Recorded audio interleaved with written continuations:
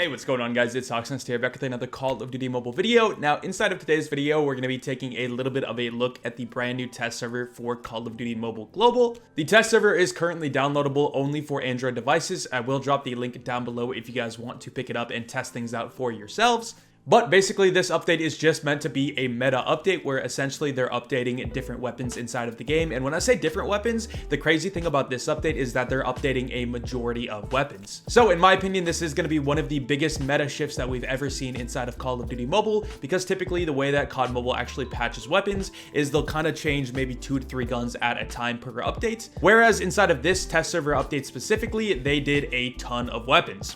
Now, as far as me and the research crew are aware, the changes inside of the test server are going to be the exact same changes that the Chinese version of COD Mobile got very recently. Right now, I'll go ahead and show you guys the patch notes for the test server, and then after that, we'll look at the patch notes for the Chinese version to kind of compare, and then I'll also show you guys some of the things that I did quickly test inside of the test server. So the first thing is with the test server, this is what they said they changed inside of it. They said that the key objectives are as follows for each weapon type. For SMG, they said that they strengthened close range position through damage and mobility while optimizing bullet trajectory to ensure viability at other distances. After that, for assault rifles, they said that they strengthened the range and accuracy to ensure a superior combat range of 15 to 30 meters. They also improved weapon differentiation in terms of bullet trajectory, handling, and recoil. After that, for LMGs, they said that they strengthened the accuracy and damage efficiency of LMGs to ensure that suppression is possible at 30 meters away, while also strengthening the capabilities at different ranges. And for snipers, they said that they optimized the attribute of sniper attachments, and they provided more combinations of attachments and weakened the advantages of snipers in close range combat, which we will talk about snipers a little bit more very soon. Actually, screw it. Let's go ahead and talk about exactly what I tested for snipers right now.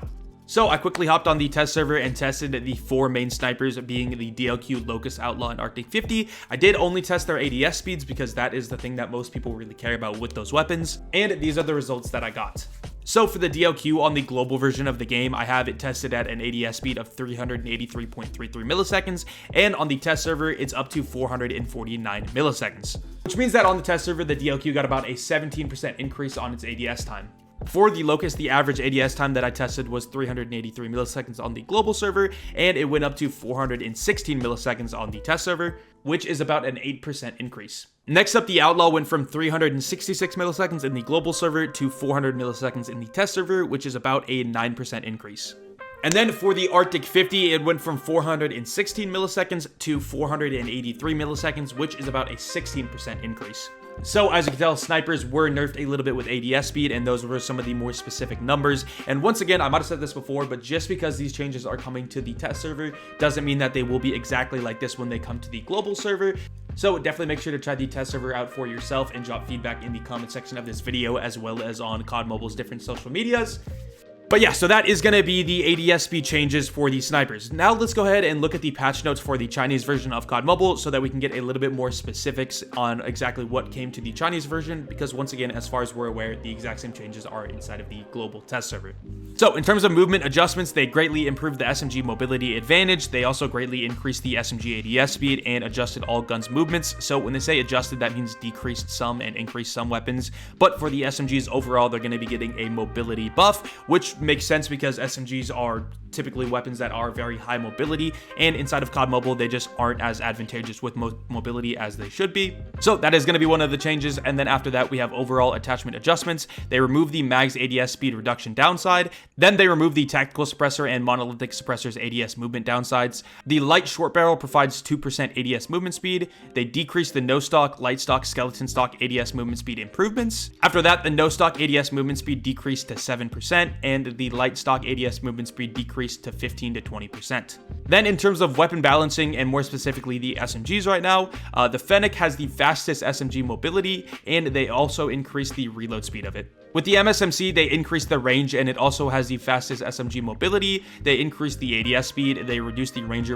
and Marksman barrel ADS speed downside, they increased the reload speed, lowered the kick, and decreased the recoil. With the Pharaoh, they increased the range, and it also has the fastest SMG mobility along with the MSMC in the Fennec. The Chicom or Chicom, or however you want to pronounce it, has increased ADS speed, increased hipfire accuracy, and the fastest SMG mobility as well. Then with the QQ9 or MP5, if you call it that, it got increased range. They removed the hand multiplier. It increased recoil stability, increased the reload speed, and it also has standard SMG mobility. I think these changes already came inside of the global version, so there shouldn't be anything different. Maybe some of these are applied, but like I know with the removed hand multiplier, that already is in the global version. So I think these changes already, or we already got in the global version. After that, with the PDW, it has a more predictive recoil pattern. They reduced the damage drop and increased the range. They also improved the recoil pattern with less recoil, which kind of goes hand in hand with the more predictive recoil pattern.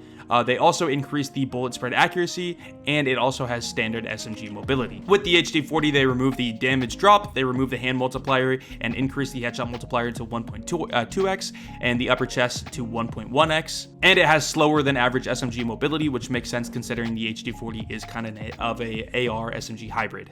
With the Razorback, it has increased ADS speed and slower than average SMG mobility, which once again makes sense, just like the HD40. With the HDR, the Marksman barrel ADS speed downside from 5% to 8%, so as you can tell, that is actually going to be an increase. The RTC steady stock ADS movement speed downside from 12% to 10%, so a reduction there, and it has slower than average SMG mobility. With the GKS, they increased the second damage range damage to 24, and they increased the chest multiplier to 1.1x, and it also has slower than average SMG mobility, which once again, the SMGs we're talking about are kind of the AR SMG hybrids, so that makes sense. Then finally for SMGs, the Cordites. It got increased ADS speed, which basically all of the SMGs got.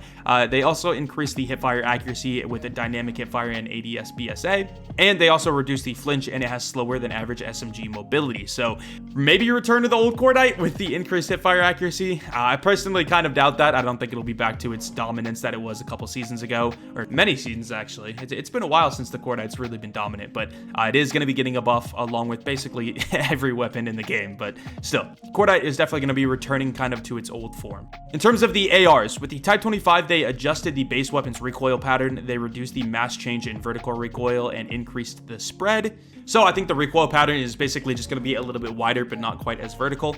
They also increased the range of the weapon, and the headshot multiplier is up to 1.2x, and the upper chest multiplier is 1.1x, so just a little bit more damage output from the weapon. They also increased the ADS speed, and the MIP light barrel short reduced recoil penalty and increased the BSA penalty, so basically just adjusted that attachment. And the stopping power magazine has a increased BSA penalty, but they decreased the reload speed downside, which is just kind of an adjustment for the mag. For the HBR-A3, they increased the range and decreased the damage drop-off. They also increased the ADS speed, and it also has standard AR mobility. It's just a thing that they mentioned right there, so it seems like the HBR-A3 overall is going to be getting a buff. A pretty nice buff, actually, too. Then for the BK-57, they reduced the Ranger barrel movement penalty, increased the ADS speed, and it also has some of the fastest AR mobility, which is interesting to me because typically I think it's just standard AR mobility. But after that, they also improved the lateral recoil control. Improved lateral control. Yeah, so like the gun kicking side to side, it's going to do that less now, basically. With the KN-44, there's quite a big list of changes with this. They increased the MIP strike stock's ADS movement speed penalty, so a nerf there. They reduced the Ranger barrel ADS speed and mobility penalty, so that's actually a buff for that barrel. It has above average AR mobility, which makes sense. They increased the reload speed, which is good. They increased the chest multiplier to 1.1x, so a little bit more damage output with the weapon. I don't know if that'll affect the time to kill that much. I'd have to go look, but a little buff there. And then they also improved the lateral control. So a little bit less side-to-side recoil, which I really like because I didn't like the side-to-side bounce on the KN-44 before. Then the LK-24, which is very similar to the KN-44, it looks like they increased the range and decreased the damage drop. And then the above average, or it has above average AR mobility, which we've already known. And they increased the speed of recoil pattern changing, which is interesting. I guess maybe just the...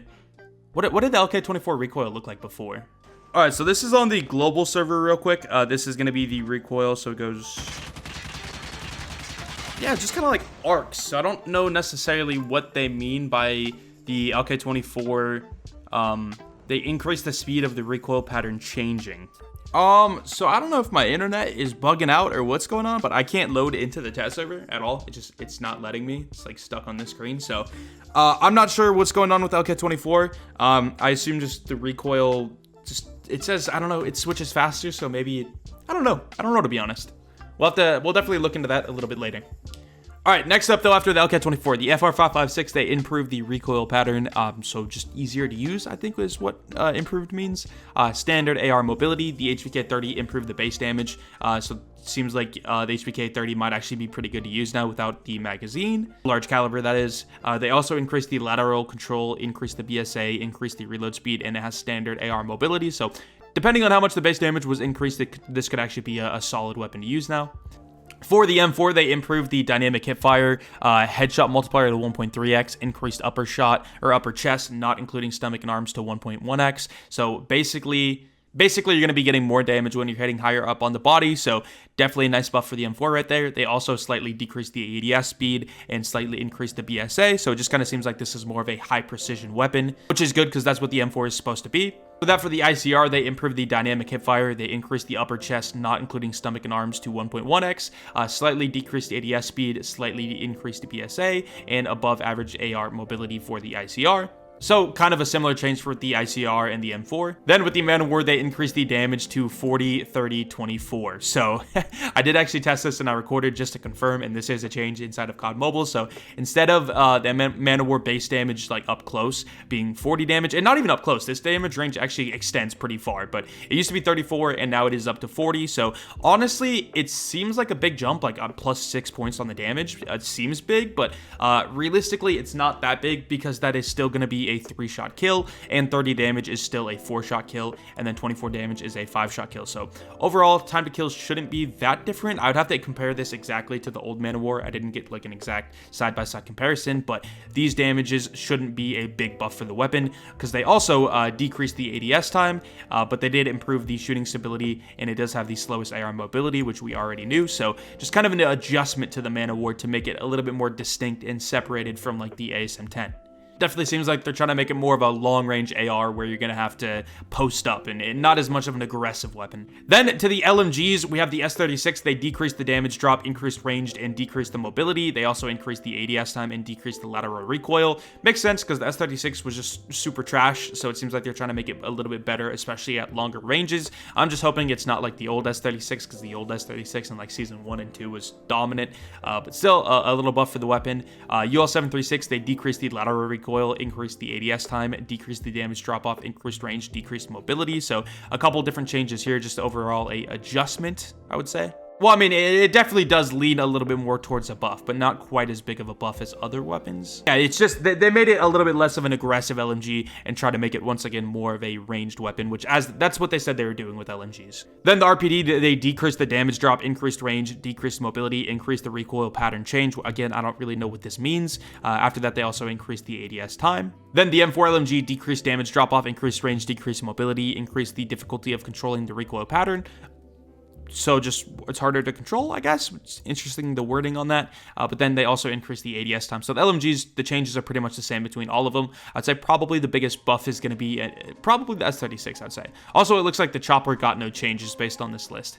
Then for snipers, they greatly increased ADS time and sprint to fire speed delay. So again, I showed you guys the ADS time changes, at least in the test server, but they also did increase the sprint to fire speed delay, so the time that it takes you going from sprinting to ADSing. So with those two changes combined, it's going to make aggressive sniping a lot harder. You're definitely going to have to be a little bit more campy, I guess, with snipers. You can't just run and gun. I think this is only applying to the snipers though, and not the tactical snipers, or the marksman rifles is what they're called. So I think you can still be very aggressive with snipers like the Kilo and the SPR, which is nice because now it's kind of separating the playstyle between the marksman rifles and the sniper rifles. They also greatly increased the swipes. They also greatly increased the scope sway. No sway when idle time is shortened. They greatly increased the flinch kick. They also improved recoil control to ensure capability of shooting again after missing, which is pretty much useless on most snipers because the reticle comes back down already before your next shot even goes, so this shouldn't be a big change. They also adjusted the dynamic hipfire accuracy. They prevented shots overly accurate while fully ADSing. Preventing shots overly accurate without fully ADSing. Oh, so it's going to be harder to like black scope and dark scope. So like you're going to have to be fully scoped in before you shoot. Well, maybe I don't think you're going to have to be, but it's going to be more important to be fully scoped before you shoot. So again, this is another thing that's going to be hurting quick scoping. They also adjusted mobility and ADS movement speed on the weapons, which I didn't test, but again, they adjusted on snipers. So that is going to be the patch notes for the Chinese version of COD Mobile, which once again, it seems like all of these changes have been implemented into the test server, and they're going to be testing things out and seeing how they want to adjust it before it comes to the global versions. But as far as I've seen in the past, anytime they do stuff to the test server, most of the time, those are the changes that do come to COD Mobile. So again, if you see anything here that you disagree with, and definitely, once again, I'd recommend testing out the test server to actually see how the weapons feel and not just comment based on the patch notes. But yeah, so definitely give feedback to COD Mobile about this stuff, and more than likely we'll be seeing this in the next season or two inside of the global version of COD Mobile, and more than likely the Garena version as well. But yeah, so with all that being said, I hope you guys enjoyed this video. If you did, definitely make sure to drop a like and a sub down below, and I will see you guys later. Peace.